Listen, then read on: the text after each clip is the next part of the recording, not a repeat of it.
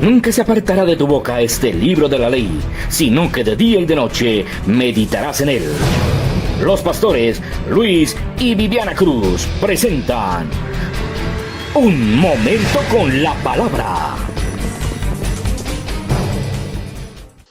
Primera de Corintios 15:51.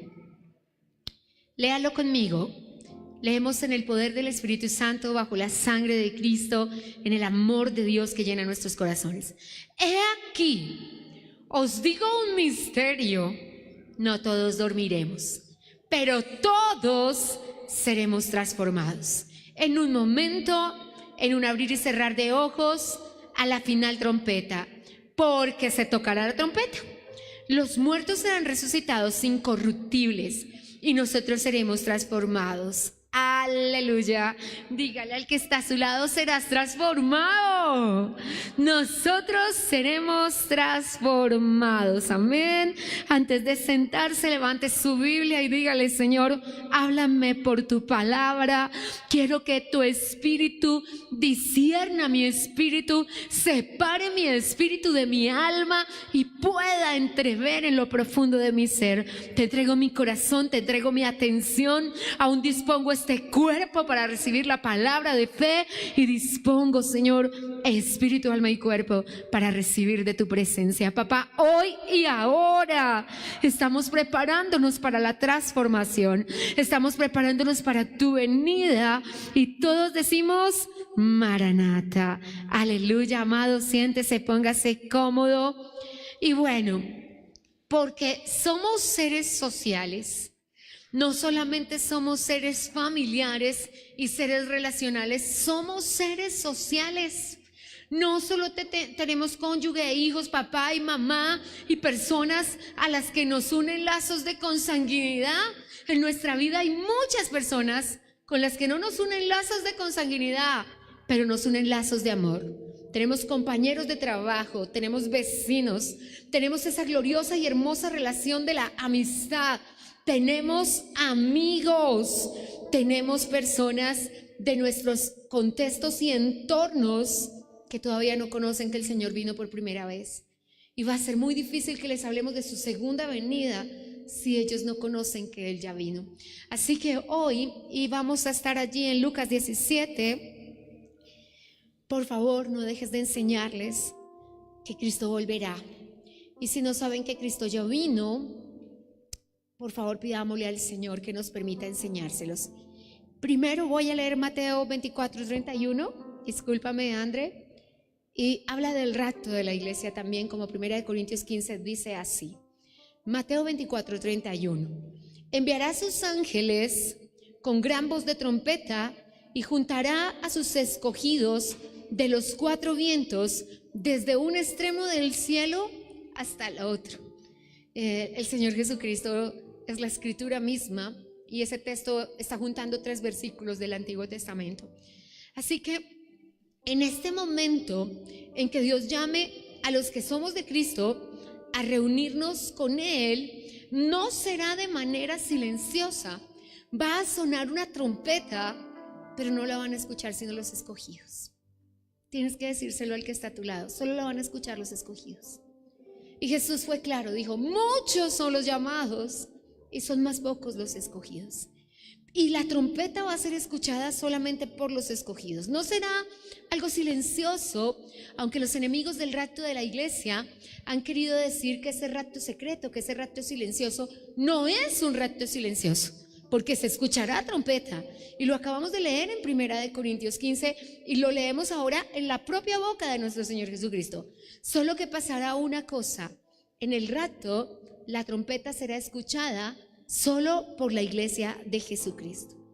¿Y quiénes son sus escogidos? Y hago una salvedad, porque no es que el Señor haga acepción de personas, porque no hay en Él acepción de personas, pero Él no es injusto, dice Hebreos capítulo 6, para olvidar tu trabajo, tu paciencia y tu amor y tu sacrificio. Así que es necesario que entendamos que los escogidos son quienes han dejado manifestar el señorío de Cristo en sus vidas. No solamente como con quienes decimos: yo algún día fui a la iglesia, sino quienes decimos: Cristo es mi Señor. Y como lo cantásemos hace 30 años, no me da temor de mostrarle a todo el mundo que Él tiene el poder y el control de mi vida. Esos somos los escogidos. Si Cristo gobierna en tu vida, tú recibes la fe, la unción y el poder para vencer. San Juan dice, porque mayor es el que está en nosotros que el que está en el mundo. Y esta es la victoria que ha vencido al mundo, nuestra fe. Así que cuando hablamos de escogidos, Dios viene a aquellas personas que le han entregado su vida y que han vivido para Él en espíritu y en verdad. Amén. En espíritu y en verdad, como Él le dijera a la mujer de Samaria. Pero Dios viene de manera repentina. Es inminente su venida, pero es repentina su venida. Y por supuesto, dice la Biblia, que tomará a los suyos, por eso nuestro primer servicio se llama Los Suyos, y les llevará. Y el texto dice, vamos a leerlo juntos, unas personas serán tomadas y otras serán dejadas. Lucas 17, en el verso 30 dice así, capítulo 17 de Lucas, así será la venida, así será el día en que el Hijo del Hombre se manifieste. Así será el día en que el Hijo del Hombre se manifieste. En el verso 34 dice, será así. Les digo algo, en aquella misma hora, en aquella misma noche, estarán dos en una cama. El uno será tomado y el otro será dejado. Dos mujeres estarán moliendo juntas y la una será tomada y la otra será dejada. Dos estarán en el campo, el uno será tomado y el otro será dejado. Así que nos completa el cuadro que tratamos de presentarte en nuestro servicio anterior y que puedes ver en Facebook o en YouTube. Nos presenta el cuadro completo. En el primer servicio hablamos de ese cuadro únicamente en el ámbito relacional familiar, en nuestra familia toda, los que la Biblia denominan los tuyos, que son tu familia nuclear, tu esposo y tus hijos y personas bajo tu mismo techo, tu familia parentela, que son tus suegros, consuegros, y tu familia extendida, que son grados de consanguinidad en segundo y tercer grado, ¿cierto? Tú has visto a las personas de sangre azul, yo les digo, los de sangre azul tienen sangre oxigenada, nosotros tenemos sangre verdadera, rojita, ¿cierto? Pero la gente de sangre azul te dice que ella es heredera del rey no sé qué y del rey sí sé más, y conoce los lazos de consanguinidad hasta 1000 generaciones. Nosotros si acaso yo soy Luna Vargas Sánchez Garzón y no sé de ahí para qué más. Y por el otro lado, cuando me preguntan, me toca hacer la llamada a un amigo. Mami, ¿y tus abuelitos qué apellido tenían? Y papi, ¿y tus tatarabuelitos qué apellido tenían? Porque en verdad hay lazos de consanguinidad que se nos van. Pero en este servicio no me voy a ocupar de los lazos de consanguinidad. Si quieres saber cómo ganar a los suyos, lo vas a poder estudiar. Pero yo quiero hablarme de otro entorno, de la parte B y C de Lucas capítulo 17, versículo 34 y 35, que nos habla de otro contexto. No de nuestros lazos familiares, habla de dos contextos. Ambos contextos son relacionales, pero son laborales. Habrá dos mujeres moliendo, trabajando en la molienda, no nos dice de qué, y una será tomada y la otra será dejada. Eso es un contexto laboral. Esos son compañeros de trabajo. Y estarán dos hombres en el campo. Eso es un contexto laboral. Y el uno será tomado y el otro será dejado. Conclusión, habrán personas que se van con el Señor y habrán personas que se quedan. Unas serán tomadas y las otras serán dejadas. Y ahora vamos a estudiarlo en otro contexto. Estudiamos acerca de la preocupación por los nuestros. ¿Qué de mi papá que todavía consume alcohol? ¿Qué de mi hijo que consume droga? ¿Qué de mi hermano que participa de los juegos? ¿Qué de mi primo y de todas estas personas que no es por sus acciones que están en problemas con Dios, sino por la única acción verdadera que tienen que realizar, que es aceptar a Cristo como Salvador? San Juan capítulo 3, verso 17 y 18 dice, y esta es la condenación, que la luz vino a este mundo y los hombres prefirieron las tinieblas a la luz. Entonces note que no serán solamente sus acciones las que les condenen, sino el no haber aceptado, no las cosas que hicieron, sino las que dejaron de hacer. Los actos de omisión también son pecado.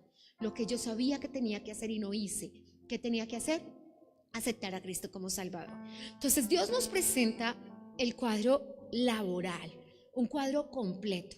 Somos seres relacionales. Nos importan los nuestros, nos importan nuestros hijos, nos importa nuestro esposo. Y les decía en el servicio anterior, y voy a reiterarlo en esta oportunidad, me es muy duro que Jesús diga, 2 esposos estarán en la misma cama y uno será tomado y el otro no. Yo pienso en eso y digo, guárdanos, Señor, cúbrenos con tu sangre preciosa. Y no es que no tenga seguridad de salvación, es que creo que es algo muy fuerte. Pero ¿qué es lo que nos dice Jesús? Está hablando Jesús, sus letricas están marcadas en rojo, y dice que en el umbral de la salvación, en el mismo momento en que la puerta de la salvación se abra, habrá personas que entren al cielo y había personas que no. Fuerte este momento. ¿Qué nos dice? Que esas personas que estaban preparadas, en el mismo momento que la puerta se abrió, se van con el Señor. Y que las personas que no estén preparadas no se van con el Señor. Soy clara para las personas. Cuando hay problemas emocionales en nuestra vida, nosotros tenemos a pensar que tiene que ver con un pastor. Y cuando nosotros predicamos, siempre habrá gente que diga, es que usted me descalifica, es que usted me juzga, es que usted me dice. No, yo no le digo sino lo que dice la Escritura. Yo no hice las reglas del juego. Yo no hice las reglas de la salvación.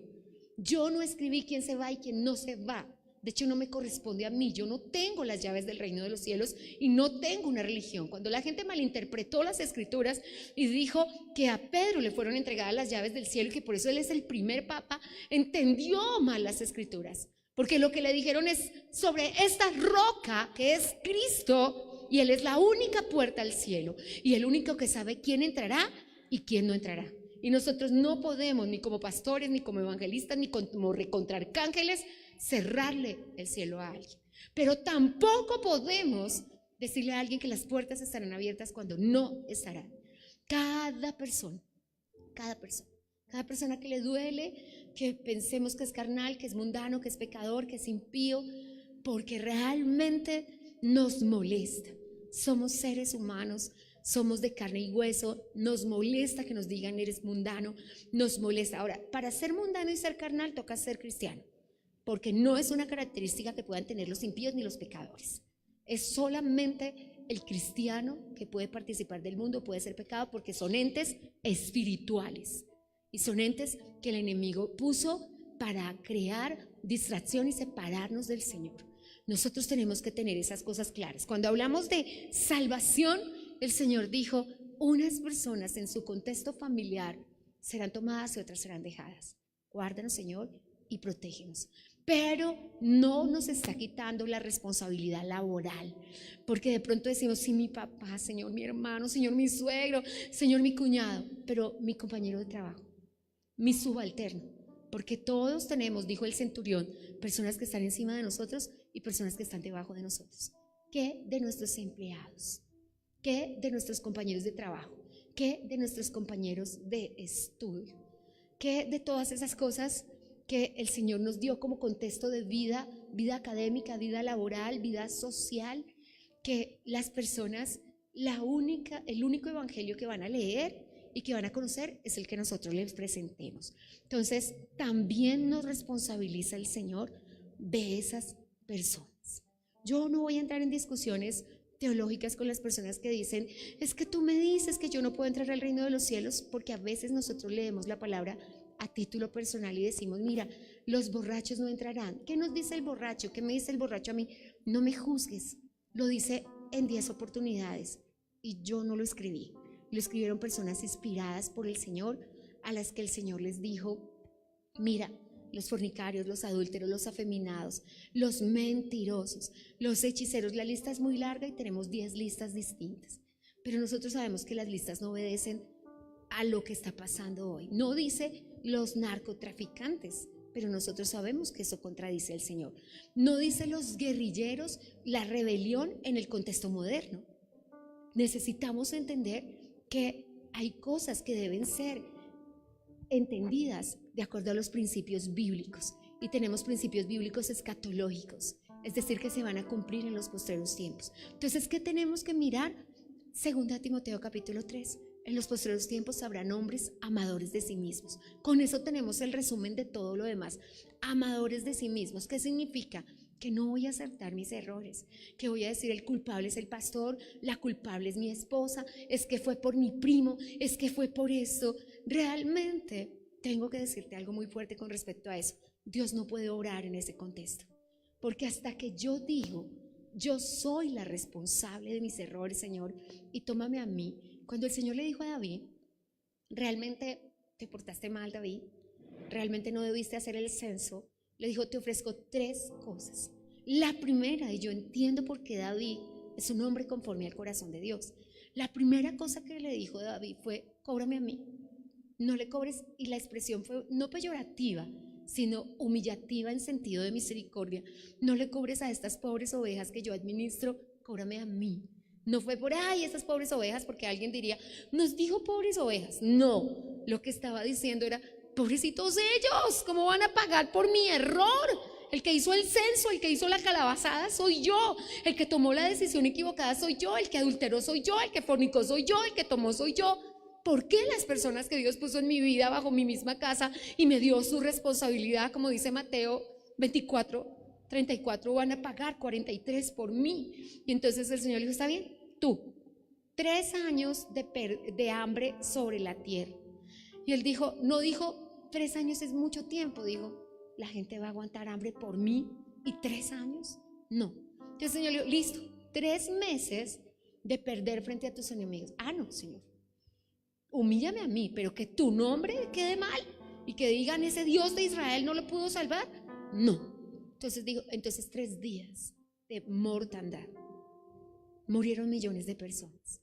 Y cuando el Señor se disponía a destruir a Jerusalén, desde el cielo, como en la muerte de Isaac, cuando Abraham se disponía a matar a Isaac, el Señor dijo, basta ya, y detuvo la mano y paró la mortandad.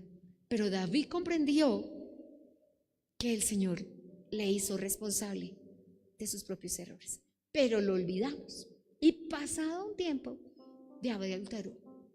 Y pasó 1 año. Un hombre que dice el Salmo 19 que se la pasaba orando, Señor, hazme responsable de mis errores. Señor, déjame ver mis errores ocultos. Los pecados de mi soberbia, quítamelos. Lee Salmo 19, verso 7 en adelante. Y se la pasaba orando así, pero adúltero. El adulterio cega al alma. Entonces pasó 1 mes, pasó 2 meses. Cuando pasó 1 año, Dios envió al profeta Natán a hablar con él. Entonces Natán le dijo, había un hombre que tenía una sola ovejita y él amaba a su ovejita, la puso como mascota, le puso moñito, la perfumó, la bañaba, dormía con ella en su cama. Y tenía un vecino riquísimo que tenía miles de ovejas, que cada sábado y domingo podía matar 1000 de ellas. Pero llegó una visita y él no le preparó un asado de sus miles de ovejas, sino hurtó la de su vecino pobre. David se paró de su trono, porque él es el rey, y dijo, que lo maten, que lo acaben, como decimos todos cuando los pecados son de otro, ¿cierto? Y que hagan con él lo que toque hacer, todo el peso de la ley sobre él. Solo que Natán le dijo, ese hombre eres tú. Y no voy a decirle lo que le dijo. Lo menos que le dijo fue, el mal vendrá sobre ti de tu propia casa, tus hijos. Qué fuerte. Con eso sería más que suficiente. Entonces, no voy a entrar a hablarte de acciones y condiciones, porque las reglas no las ponemos nosotros. Puedes leerlas en la palabra de Dios. Y así una persona diga, el pastor me dijo, la pastora me dijo, sino aquí en la tierra, en la puerta de entrada al cielo, espero no en el infierno, reconocerá que escrito está y que no lo escribió un pastor. Quiero ser clara con esto, porque siempre que hablamos de conciencia maranata, alguien siente que el pastor le está cerrando el reino de los cielos, y no es así. Pero hoy el Señor está abriendo el reino de los cielos para nuestros compañeros de trabajo, para las otras personas que están en nuestra vida, porque hay más personas en nuestra vida aparte de nuestros roles familiares, y vamos a hablar de ellos. ¿Qué nos propone Dios para ellos? ¿Qué es lo que nos dice Dios? Que en el mismo instante en que en el umbral de la puerta de entrada al cielo la trompeta suene, no va a ser escuchada por todos. va a ser escuchada por los escogidos y que vamos a tener que estar en la lista de los escogidos si queremos escuchar. Cuando hablamos de los escogidos, ya sabemos que hablamos de personas, San Juan capítulo 1, versículo 12, que han aceptado a Cristo como Salvador y que lo reciben y creen en su nombre y tienen seguridad de salvación. Ahora, misma situación de los que están en la cama, que los que están moliendo, que los que están en el campo, sí, misma situación y misma consecuencia.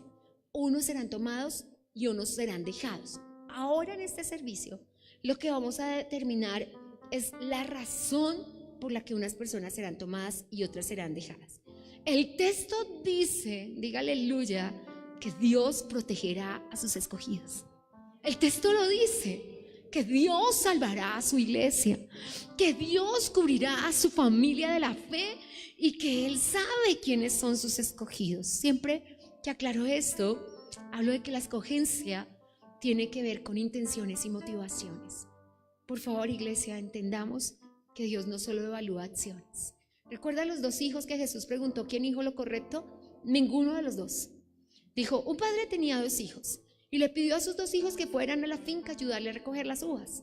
Uno dijo, sí, papito, ya voy, allá le caigo, y jamás llegó. El otro dijo, ay, papá, usted siempre me manda a mí a hacer todo, siempre me toca a mí lavar la loza, siempre me toca a mí tender la cama, no voy. Pero cuando se fue, se arrepintió y se fue. Y dijo, ¿quién hizo lo correcto?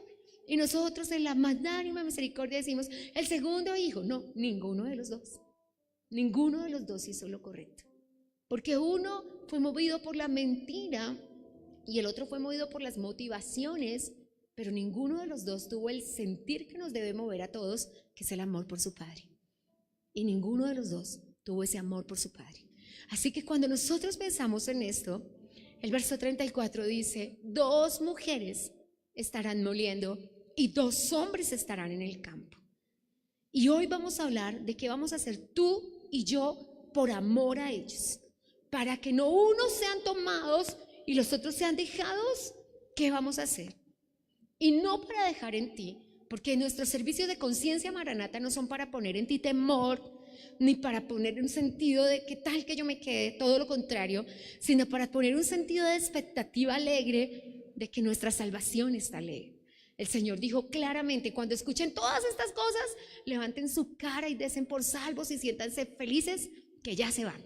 Entonces el Señor nos dijo, usted toma una actitud de alegría, usted toma una actitud de gozo. Pero nuestro tiempo ha acercado ese día y nuestro tiempo dice que tú y yo debemos vivir de cara a su venida y significa que debemos vivir como si fuera hoy. Lutero lo expresó de esta manera. Lutero dijo, prepárate como si el Señor viniera hoy y está listo como si se tardara en venir. Sea que no se demore o sea que se demore, usted esté listo. Y creo que Mateo 25 nos recrea totalmente eso con las vírgenes, ¿cierto? Entonces, toda nuestra vida espiritual, desde el día que aceptamos a Cristo como Salvador, es una continua preparación para su venida. Yo acepté al Señor hoy hace 3 décadas, hoy, en esta fecha, en el día de hoy, un viernes, en la casa de Dios. Y desde entonces comenzó nuestra preparación para irnos con Él. El Señor nos trajo para que nosotros nos preparemos, porque Él quiere que usted esté listo, que usted haya sido advertido y que cuando la trompeta suene, usted sí la oiga. Jesús sí está interesado en que usted oiga la trompeta. Jesús les dijo a sus discípulos, en San Juan capítulo 14, versículo 3, me voy a preparar un lugar para ustedes, porque donde yo estoy, yo quiero que ustedes también estén. Yo quiero que ustedes pasen la eternidad conmigo y yo no quiero pasar la eternidad sin ustedes. Y entonces el Señor nos dio un marco profético, óigalo bien, no un mapa histórico, no una fecha, un marco profético que obedecía de Jesús hojita y en Lucas 17 y ahora Mateo 24:1 a la pregunta de sus discípulos. Mateo 24:1 dice que cuando salieron del templo, Jesús estaba en el templo y todos admiraban el templo. Los discípulos le dijeron, y Jesús se sentó en el segundo sermón del monte. Mateo 24 y 25 es un sermón del monte, igual al de Mateo 5, 6 y 7, solo que este sermón es escatológico. es para asegurar que nos vayamos con Él en su venida. Los discípulos le preguntaron cuando Jesús, Señor, ¿cuándo sucederán estas cosas? ¿Cuándo? Versículo 3, Mateo 24, verso 3. ¿Cuándo sucederán estas cosas? Le dijeron, ¿de verdad, Señor? Estaban, Lucas y Marcos nos van a decir que estaban los tres del círculo cerrado de Jesús, Pedro, Juan y Jacobo y Andrés. Yo siempre he discutido con Papito que Andrés debió estar en esa lista siempre, porque eran dos hermanos y dejar a Unito por fuerita, pero en ese día sí estaba Andrés. Los cuatro le dijeron, Señor, y ellos hicieron tres preguntas. Señor, ¿cuándo sucederán estas cosas? ¿Qué señales habrá de tu venida y cuándo será el fin del mundo? Esas tres preguntas hicieron ellos. Para mí es impresionante porque Jesús es el mejor comunicador del mundo. Jesús les da un discurso de 200 versículos y les responde las tres preguntas. Es un comunicador excepcional. A la primera pregunta, ¿cuándo sucederá esto? Jesús les dijo, del día y la hora nadie sabe, ni los ángeles, ni el Hijo, sino solo mi Padre. O sea que cuando el profeta diga mañana, mentiritas, porque nadie lo sabe. Nosotros no le decimos amén, sino le decimos a mentiroso, porque la Biblia no dice eso, ¿cierto? La Biblia dice que no lo sabe sino nuestro Padre, ¿cierto? A la segunda pregunta, ¿qué señales habrá de tu venida? Él respondió, y ya vamos a responder esa pregunta. Y a la tercera pregunta, ¿cuándo será el fin del mundo? Les dijo, inmediatamente no, después de esto. Entonces, él les respondió claramente y les dijo, yo solo tengo un propósito, ¿por qué estoy hablando con ustedes hoy de esto? Ellos pusieron el tema de conversación. Ellos dijeron, Señor, mira ese templo tan maravilloso. Señor, les dije, ¿de verdad ustedes se maravillan de eso? En menos de que pase esta generación, de eso no quedará piedra sobre piedra. La razón por la que no quedó piedra sobre piedra es porque las piedras eran de oro. Entonces Tito las fundió para escoger hasta el último gramito de oro. Entonces realmente no quedó piedra sobre piedra. El general que destruyó el templo en el año 70, en el primer cumplimiento de estas escrituras. Pero ¿de qué hablamos en este día? En la parte del versículo dice, no en contexto familiar, dice, unos serán tomados y otros serán dejados. Entonces ellos dicen, ¿qué hacemos? Cuando Dios da el marco profético, dice, estas señales vendrán. ¿Cuáles son esas señales? Vamos a hablar hoy de esas señales. Entonces, ¿qué fue lo que el Señor les dijo? Mire, estén alerta, siempre estén listos. Mire, prepárese. Cristo vendrá según su propio calendario, no tu calendario, no mi calendario. Y las señales nos abrirán los ojos. Mateo 24, versículo 33 dice, así también vosotros, cuando veáis todas estas cosas, sabréis que está cerca, que está a la puerta. Cuando veas todas estas cosas, ustedes sabrán que Él ya está a las puertas. Iglesia, Él ya está a las puertas. Él ya está a las puertas. ¿Y qué es lo que dice? Que las señales marcarán el regreso. El verso 36 dice, del día y la hora de Mateo 24, nadie sabe, solo mi Padre, ¿cierto? Entonces, ¿qué nos dice? Mantengámonos firmes, mantengámonos alerta, diríamos en Colombia, en la juega, amigo, porque nuestros corazones y nuestras vidas están en peligro. Dios nos dio su palabra para que nosotros podamos discernir las señales. Y Jesús llegó más allá. Dijo, el cielo pasará, la tierra pasará, pero mis palabras no pasarán. Tienes que saber que las palabras de Jesús se cumplirán. Entonces, ¿qué pasa? Nosotros tenemos una Biblia. Nuestros vecinos no, nuestros amigos no, nuestros conocidos tampoco, y quienes la tienen no la leen. Quienes la tienen no la escudriñan, porque pues en el contexto social es un libro más. Para ti y para mí es la palabra de Dios. Por ello hay gente confundida, por eso hay gente desfallecida de temor, por eso hay gente que cuando nosotros le hablamos del rapto de la iglesia y que el Señor va a venir a la iglesia, lo toman como lo toman las personas emocionales. Ustedes los cristianos que lo excluyen a uno, ustedes los cristianos que le dicen a uno que solo van a ser salvos ustedes, y volvemos nosotros a decirle a cada persona, ninguno de nosotros hizo las reglas y Dios no quiere que nadie se pierda. En segunda de Pedro, el Señor nos dijo que Él no quiere que ninguna se pierda. Él dijo, sino que todos procedan al arrepentimiento. En el capítulo 24 de Mateo, en el verso 28, Jesús dijo esto, que es donde los vamos a detener hoy. Porque donde quiera que estuviere el cuerpo muerto, allí se juntarán las águilas. Confieso que nunca había entendido este texto. Realmente siempre que lo leía yo decía, como que ¿qué tiene que ver con el texto? Pero es que Jesús es el mejor comunicador del universo. Pero confieso que no es fácil de entender, ¿cierto? Jesús que dijo, donde se junten los buitres, ahí estará el cuerpo muerto. Y uno le dice, bueno, Señor, ¿y qué debo yo entender? ¿Cierto? Entonces, ¿qué es lo que dice el texto? Bueno, que si una aguilita vuela sobre mi cabeza no pasa nada, ¿cierto? Pero que si 1000 vuelan yo me preocupo, ¿cierto? Eso es lo que dice el texto. Si sucede una sola señal, no pasa nada. Pero si se están sucediendo todas las señales, están avisando que algo está pasando. Esa es la metáfora. ¿Por qué no la podemos entender nosotros? Porque no vemos en el contexto de que crucificaron a alguien allá y las águilas y los buitres y los chulos están encima. Como nosotros no vivimos en ese contexto, nos pasa como cuando Jesús dijo, pobres los ricos porque es más fácil que un camello pase por el hueco de una aguja. Y nosotros nos imaginamos la aguja, no la aguja que Jesús tenía en mente. Cuando Jesús hizo este proverbio, que además era un proverbio conocido, que la gente lo decía y que se usaba en el primer siglo, todos los primeros oyentes lo comprendieron. Nosotros no es fácil de comprender en nuestro contexto porque no vivimos donde están matando gente todo el día. Quisiéramos que así sea en su totalidad, pero que así sea en su totalidad, que nunca maten a nadie, que continuemos así. Pero en los lugares como la Palestina del siglo I, y yo te digo que casi nunca la llamo Palestina porque la traducción de Palestina es tierra de los filisteos y obviamente Israel no les pertenece, pero lo digo por contexto de que lo conozcas. Crucificaban personas los romanos todos los días, aparecían personas, entonces ¿cómo encontraban a los que habían crucificado al otro lado? Pues por las buitres, por las águilas. Entonces el Señor dijo, ¿está buscando dónde está?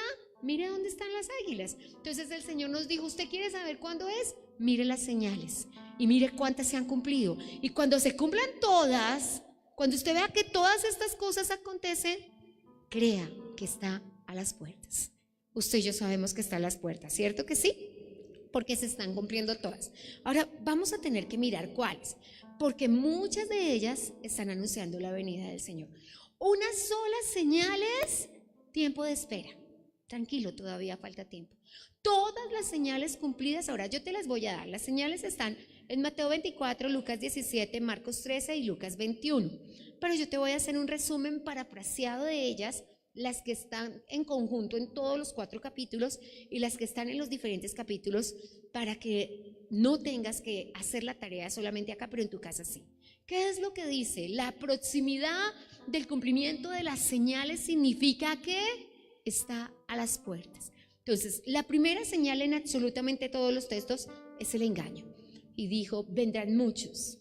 Mateo 24 dice, intentarán, son tan audaces, son tan satánicos que intentarán aún engañar a los escogidos. Los escogidos, tengan cuidado. Sin embargo, hay una frase en ese versículo y dice, si fuere posible, si fuere posible. O sea que el Señor seguirá guardando a sus escogidos. La segunda señal es la apostasía.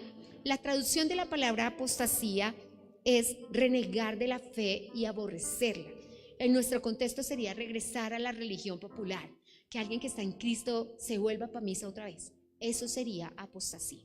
Apostatar de la fe es dejar la fe verdadera para ir a la mentira. Lo siguiente es la hostilidad familiar. Padres peleando con los hijos, hijos con los padres, esposos con las esposas. Y la Biblia dice que la señal será el aborrecimiento de todos por todos. Que habrá tanta hostilidad que el papá odiará a los hijos, que los hijos odiarán a la mamá y que esta hostilidad se manifestará de tal manera que se traicionarán aún las personas de la familia nuclear, el esposo a la esposa, el padre a los hijos, y que en las relaciones más íntimas de amistad, los amigos íntimos traicionarán. Vamos mirando cada una de las señales, usted va mirando, sí, eso está cumplido. Se acortarán los tiempos, y el Señor dijo, los días serán acortados, solamente pensemos en la fecha que es hoy. y que ayer estábamos aquí abrazándonos diciéndonos feliz año. Solo veamos si el acortamiento de los tiempos no se ha cumplido. Se oirán guerras, también rumores de guerras, se oirán pestes y pandemias. Confieso que en mi vida hasta el 2020 yo nunca había visto una pandemia. Había visto otras cosas, pero una pandemia no. Se verán catástrofes naturales, se verán tsunamis, terremotos, y por todas estas señales se aumentará la maldad. Y como consecuencia de haberse multiplicado la maldad, como en Sodoma y en Gomorra, que llegó desde el más niño hasta el anciano, el amor de muchos se enfriará. Es decir, que la gente perderá el amor. Eso dice Mateo 24:12. La traición de los propios miembros de la familia nuclear, ya te lo había dicho, y la persecución del cuerpo de Cristo.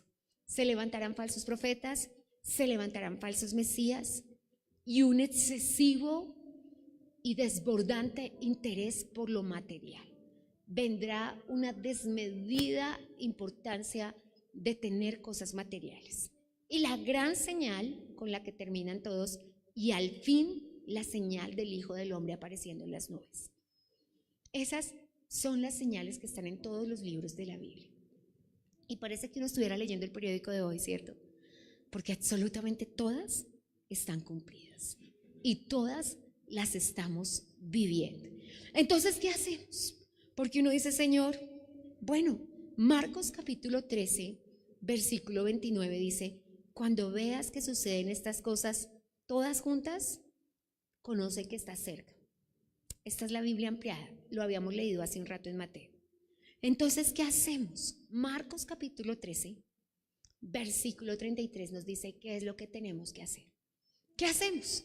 ¿Qué hacemos si el amor de las personas se ha enfriado, si hay engaño, si en la misma iglesia se ha infiltrado vidas que se viven como si fueran inconversos, si los mismos análisis y medidas estadísticas de divorcio hay en matrimonios cristianos que inconversos, y ya no se ve la gran diferencia entre la iglesia de Jesucristo y el mundo? ¿Qué hacemos? Jesús dijo, esto es Marcos capítulo 13, y estos son los capítulos escatológicos. Escatológico es estudio de los tiempos finales, para que lo puedas tener en tu corazón. Marcos dijo esto en el verso 33, mirad, velad y orad, porque no sabéis cuándo será el tiempo. Entonces, ¿nosotros qué hacemos? Marcos dijo mirar. Mirar es estar en guardia, mantener los ojos abiertos, tener cuidado. En Colombia diríamos pilas. Eso es mirar, ¿cierto? Después dijo velad, es la segunda palabra. Jesús va a decir en todos los contextos que no los hallen durmiendo. Manténganse conscientes. Cuando la Biblia habla de vigilar, y le contaba, porque sé que hay personas que oran de día, y no es que Dios no avale la oración durante el día, pero cuando hablamos de velad y orad, hablamos de las 4 vigilias de la noche. Hablamos de las 6 a las 9 la primera vigilia, de las 9 a las 12 la segunda vigilia, de las 12 a las 3 de la mañana la tercera vigilia, o la maravillosa vigilia de los portentos, de las 3 a las 6 de la mañana. Cuando el Señor dijo velad, está esperando que alguien en la iglesia tome uno de esos 4 horarios y ore. Eso es velar. Esa es la invitación, que se mantenga alerta. Obviamente, ¿qué dice? Si las personas no usan en su diario vivir de participar en oración de esos 4 horarios, esa persona está dormida, y va a haber un riesgo grande de que cuando el Señor lo encuentre dormido. No sabemos para quiénes será la noche, pero todas las veces que la Biblia habla del rapto dice en aquella noche. En aquella noche. Es una cosa tremenda, una pistica para tus oídos. Y lo tercero que dice es orad. Y cuando dice orad, Lucas 21:36 dice, pídanle a Dios ser tenidos por dignos de escapar de las cosas que vendrán. Que seamos tenidos por dignos de escapar, porque nadie sabe cuál será el tiempo. Velad en cualquiera de las 4 vigilias, porque para que una persona llegue de trabajar y no dure una hora en el celular o no se ponga por ahí a dar vueltas, sino que diga yo salgo a las 6 y pues la verdad tengo que volver a trabajar a las 4 de la mañana, la vigilia de las 3 a las 6 me cuesta un poco porque yo a esa hora ya estoy saliendo para trabajar, pero yo voy a tomar mi Biblia, me voy a sentar, voy a estudiar la palabra y después voy a orar de las 9 a las 10 de la noche, voy a orar de las 10 a las 11 de la noche, voy a orar de las 12 a la 1 de la mañana, duermo 2 horas antes y duermo 3 horas después. Mi cuerpo no va a cambiar, pero mi espíritu sí va a cambiar. Es amor. Por eso este servicio se llama por amor a ellos, a los que no nos unen lazos de consanguinidad, a ellos a que nos une una relación laboral, trabajamos juntos. Tu empleado también se ha divorciado, tu jefe también se ha divorciado, tus compañeros de trabajo también han tenido enfermedades, también han tenido batallas, también han tenido luchas. Le contaba a los hermanos del primer servicio que fui sumamente compungida por unas palabras de Abby en el cumpleaños de Florita, pero sumamente compungida. Me trastocó los sentidos, fue realmente la espada que atravesó mi corazón, porque vio a una persona medianamente triste, y empezó a decirle, no le dijo, ¿estás triste? No le dijo, ¿te sientes mal? Le dijo, estoy aquí, Jesús está aquí, oramos a Jesús, yo estoy aquí. Y yo, pues, era una reunión social. Me compuje en mi corazón porque dije, ¿cuántas veces no le hemos dicho a una persona, estoy aquí, en el día que perdió su ser querido? Abby es una hija, para quienes no lo saben, de las profesoras de escuela dominical. Le decía al primer servicio, usted en esta casa está en buenas manos. Si las hermanas son tan buenas madres, así son como maestras. Es una bendición muy grande, pero me tocó muchísimo que una niña de 2 años pueda decirle a alguien que tiene tristeza, estoy aquí para ti, Jesús está aquí para ti y lo único que tenemos que hacer es orar. ¿Cómo lo comprende alguien que tiene 2 años? Y no lo hemos comprendido. 3 frases sencillas, son las 3 frases que Abby ora cuando ve a alguien que está triste. Estoy aquí para ti. Dios mío, ¿tú le dices así a todos tus amigos? Tu empleado llega tirando las cosas, sufriendo y tú le dices, estoy aquí para ti. Amados, yo creo que debemos entrar, por eso se trata de amor, amor por las personas que trabajan con nosotros también. En Lucas 13, verso 35 está la lista de las vigilias. Solo te lo digo para que sepas qué considera el Señor vigilia. Y el verso 36 dice, velad, mirad y orad. Es un llamado para todos. Todos debemos estar alerta.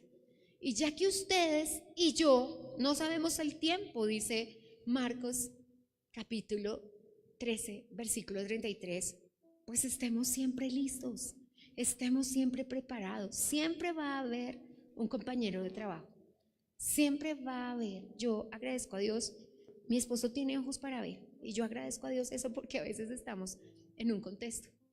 De hecho, no, me pasa mucho. Me decía una niña, es que yo estaba en un almuerzo con mi familia y el pastor llegó. Y cuando el pastor llegó, él me preguntó que qué me pasaba. Y entonces yo me puse a llorar, yo me desboroné y comprendí que necesitaba ayuda.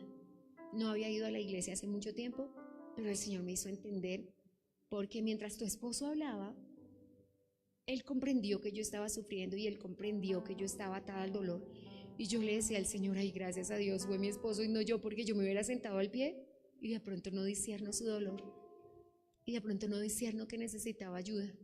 Y de pronto no me doy cuenta que su corazón estaba sangrando. Y nos pasa, especialmente con los compañeros de trabajo, con los subalternos, especialmente con los subalternos a los que nosotros solo les damos órdenes, hay que hacer esto, hay que hacer aquello, por favor, corre, por favor, por favor. Y pues nunca nos hemos mirado a la cara. Nunca nos hemos mirado, ¿tú cómo estás? ¿Tú cómo te sientes? ¿Tú por qué estás pasando? No nos hemos mirado a la cara. Y te puedo asegurar que alguien que trabaja contigo venía de haber perdido un ser querido, venía dejando a su hijo enfermo en casa, venía de que se enteró que su esposo estaba en adulterio, venía de las miles de situaciones y vicisitudes y circunstancias que pasamos todos los días.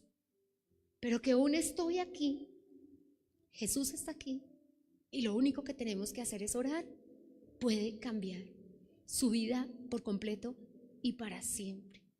Cuando me casé, se lo he contado hace 28 años, en 15 días cumplo 28 años. Cuando me casé, mi esposo no podía ir a la tienda por la leche, porque regresaba con ella a las 3 de la tarde. Y entonces no había desayuno en casa. Cuando regresaba a las 3 de la tarde me decía, pero es que el señor se está divorciando. No, imagínate, y tiene la mamá enferma. Y yo quería decirle, ¿realmente crees que a mí me interesa? Hoy lo digo con vergüenza, pero debía interesarme, porque él no era solo pastor, yo también.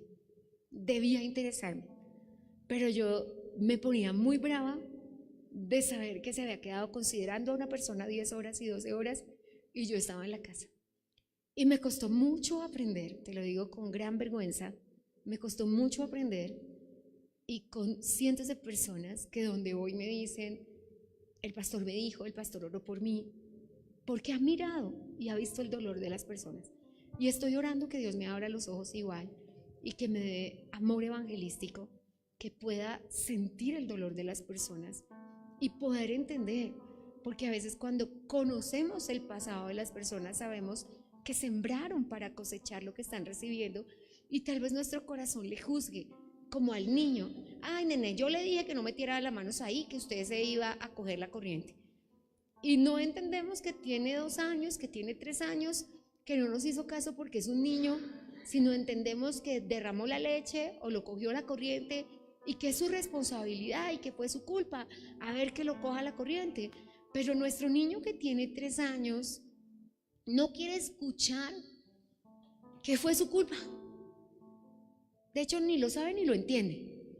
Quiere un abrazo de su mamá que le diga, pobrecito nene, no va a volver a pasar.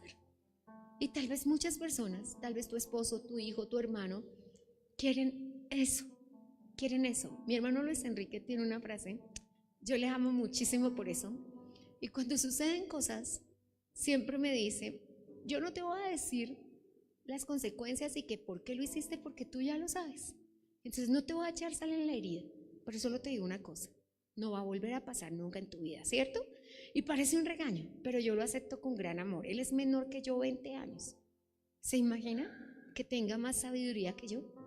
Pero no se para frente a mí y me dice, es que tú hiciste esto y tú hiciste esto y esto está pasando por lo que tú hiciste. Siempre me dice, nena, tú ya sabes lo que pasó, así que no te voy a echar sal en la herida. Pero somos hermanos, tal vez por eso él pueda tener amor y consideración conmigo. Pero a veces pasa con un compañero de trabajo, a veces pasa con un subalterno, que de pronto tú tienes autoridad de decirle, usted hizo eso mal, pero de pronto al jefe también. La doctora Nancy solía decirnos en los matrimonios civiles, trate a su esposo como trataría a su jefe, pero como han pasado 28 años y ya la gente, hasta el jefe lo insulta, ya uno no le puede decir, trate a su esposo como trataría a su jefe, porque cuando yo me casé hace 28 años la gente todavía no insultaba a su jefe. Pero ¿de qué se trata de esto? De entender, iglesia, de entender que Dios dijo, una persona con la que tú trabajas será tomada y otra será dejada. Y yo te puse a trabajar con esa persona para que tú le prediques el evangelio. No te corresponde a ti si esa persona será tomada o no. Tú le predicas, le dejamos los resultados a Dios. Porque puede que yo le predique y no me haga caso, pero yo ya salvé mi responsabilidad y su sangre no caerá sobre mi cabeza. Ya salvé mi responsabilidad.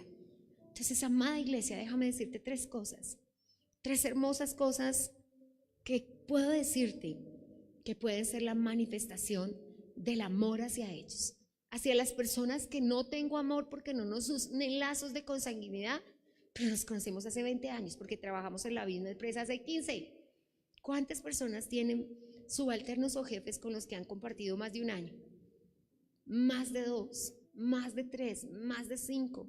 ¿Alguien ha trabajado contigo 10 años? Muchas personas. ¿Alguien ha tenido un jefe por 15 años? ¿Un compañero de trabajo o un empleado por 15 años?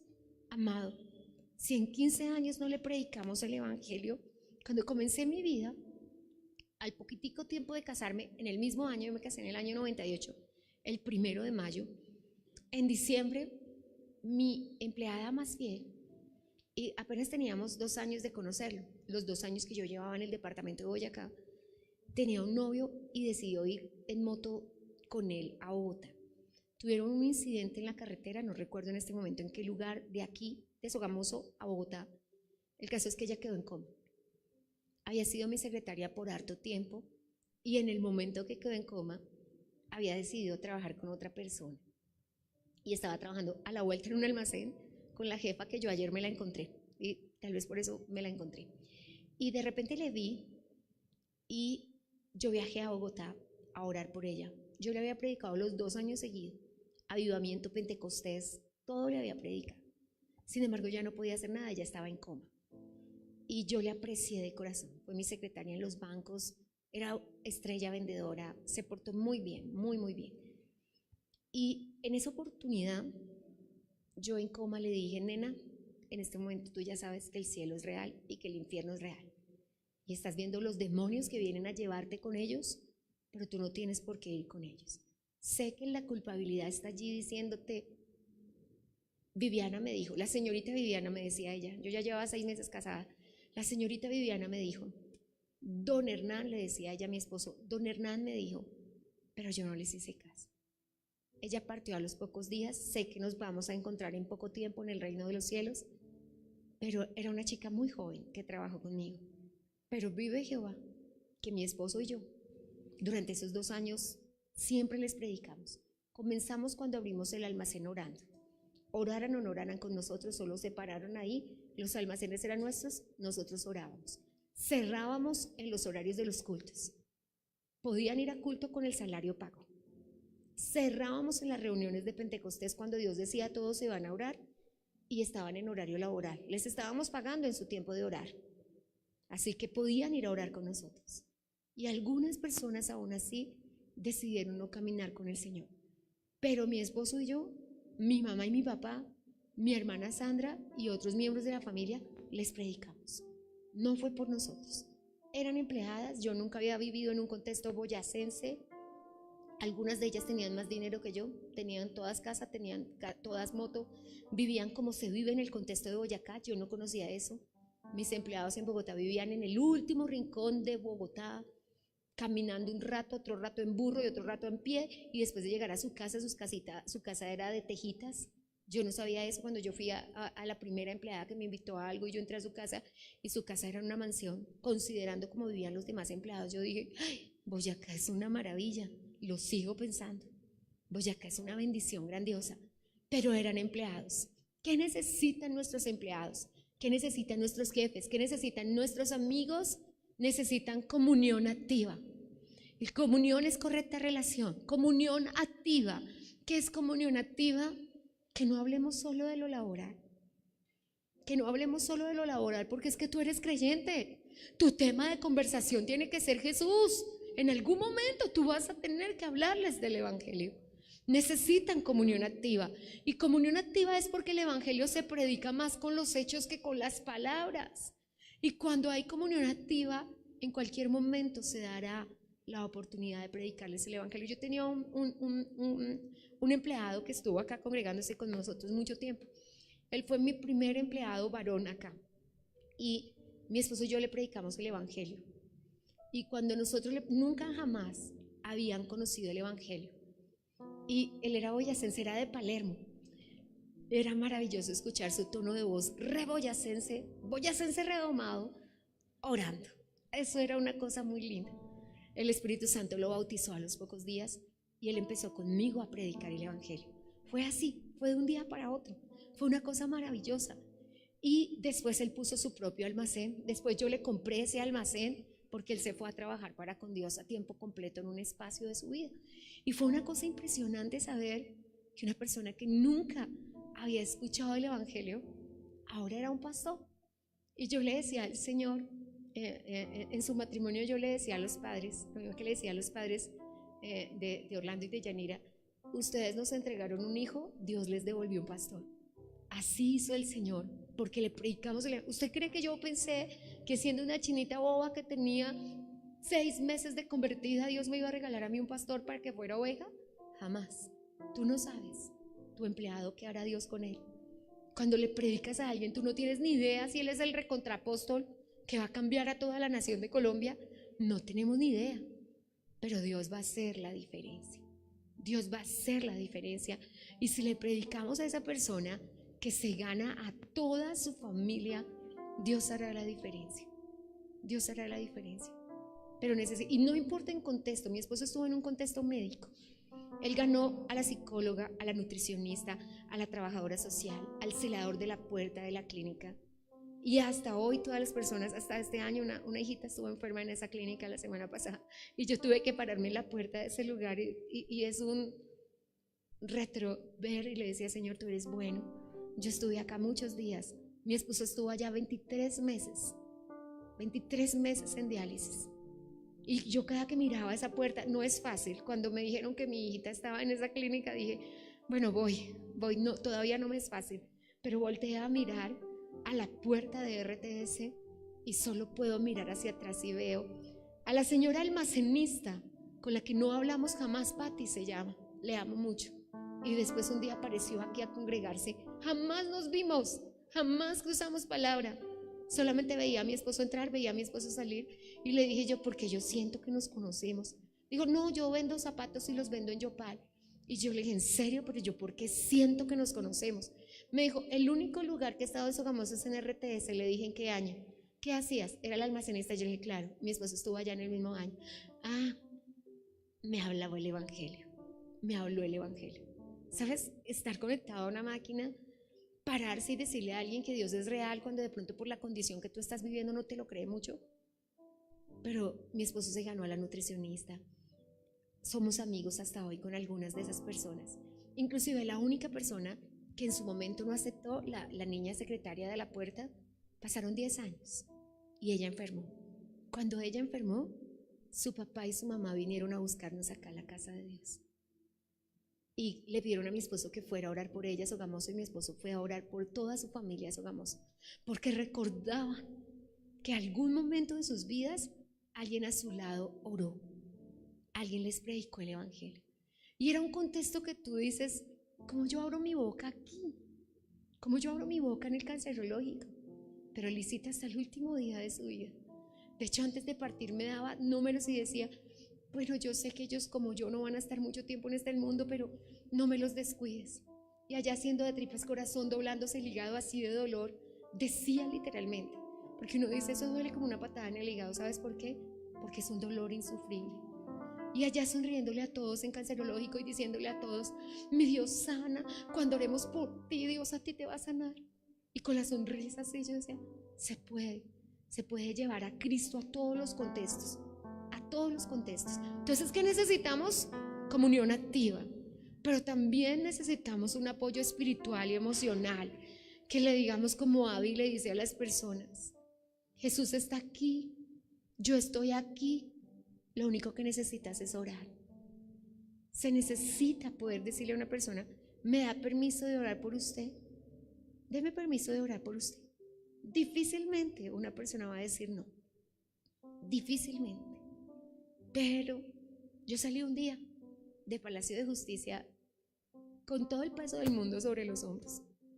Y yo me iba a sentar en el carro, vuelvo y te lo digo con pena, yo me iba a sentar a sufrir por mí. Pero en el carro siguiente había una señora llorando y iba a gritar. Su hijito, un niño muy chiquito, había sido condenado a muchos años. Entonces mi esposo, los dos estábamos llorando, mi esposo y yo. Pero mi esposo me dijo, ¿no le vas a decir nada a la señora? Y a mí me provocaba otra vez decirle, ¿no será que ella viene y me dice algo a mí? ¿No será que alguien viene y me dice algo a mí? Pero entonces bajé el vidrio, yo pensaba hablarle desde el vidrio, a la distancia. Su merced si está sufriendo, pero mi esposo me miró como esa mirada que solo tú conoces del esposo, como, qué consuelo, ¿no? Para eso pégale. Entonces me bajé, su merced. Y cuando yo la estaba abrazando, mire, la señora lloró y yo le dije, como me dijo a mí mi hermana Sandra un día que yo pasé una prueba muy dura, me entregó el libro de Más Lucado, esto también pasará, y me dijo, esto también pasará. No será sin sufrimiento, no será sin dolor, pero esto pasará. Y Dios cumplirá el propósito en la vida de su hijo. ¿Qué le puedes decir a alguien que siente que la vida de su hijo se acabó? Dios va a completar propósito en la vida de su hijo. Su hijo no se va a quedar así. Y sé que Dios ha cambiado vidas. Muy chiquita, más chiquita, estaba en San Victorino, en San Andresito de la 18 comprando algo, y una señora empezó a gritar como loca, otra vez 20 años después, y señorita Viviana, y señorita Viviana. Y entonces a lo lejos, a más de la manzana entera de la Plaza España, que es como la Plaza de Bolívar, levantó una Biblia y hizo así. Y entonces me dijo, siga en el Evangelio. Una Biblia que le regalamos con mi esposo cualquier día a una señora que nos vendía un producto en el almacén. No recuerdo que algo personal le compré, una bata de salir le compré un día personal, pero también le compraba cosas para el almacén. Y le dije un día, ¿quieres aceptar a Cristo como Salvador? Y le obsequié una Biblia. ¿Piensas que le diste la Biblia y que quién sabe si va a ir a la iglesia, que quién sabe si va a cambiar su vida? Pero yo la encontré años después y ella no podíamos hablar ni nosotros paramos mucho, solo me mostró la Biblia y me dijo que estaba en el Evangelio. Dios es bueno. Mi peor profesorita era brava como nadie en noveno, yo todavía no conocía al Señor, pero en un congreso de avivamiento nos encontramos en la puerta y es eso que tú dices, usted imposible que Dios la haya jalado. Y ella me vio a mí con la misma cara, pero usted, Dios puede con todo. Ella me miró a mí y dice, Dios puede con usted, puede con todo. Pero fue maravilloso porque ella era el coco de todo el colegio, pero estaba allá porque todo nuestro contexto será salvo. Y yo he visto a mis compañeros de universidad, a mis compañeras de colegio, Dios se ha encargado de todas las vidas. Pero nosotros, ¿qué necesitamos? Un apoyo espiritual. Y lo tercero, y cierro con esto, fomente su fe personal. Fomente fe personal, porque si usted se acerca a su compañero de trabajo diciendo, este es primo de Satanás, no, este sí no lo convierte en nadie. No, es que si usted viera que es que trabaja mal, es una mala persona, ¿cómo es que decimos en contexto laboral? Es que es un mal elemento. No, pues si yo lo predicara a una persona, pues si yo pienso que no es la persona, es más, yo creo que si realmente fuera una mala persona, es la primera persona que tenemos que predicar. Necesita más que otras personas. Entonces hagamos la tarea porque las señales están cumplidas. Hagamos la tarea porque le vamos a enseñar a las personas sentido de eternidad. Le vamos a decir a cada persona que conozcamos, acá en la tierra son 1 año o 2, por muchos 70, los más gorditos 80. Ahorita todo el mundo, ya nadie quiere adelgazar, quiere engordar. Los más gorditos, dice la Biblia, 80. Por mucho. A mí ahora me toca en las iglesias, por ejemplo, el Mongo Hueso, vamos a decir, y los más fieles, 100, porque tenemos ovejitas de 81, de 87, de 90. Y yo, no, hermano, tranquilo, son más, todavía quedan 10, todavía quedan 15, todavía quedan 20. Pero ¿qué es lo que tenemos que decirle? Que lo crean o no, Jesús volverá.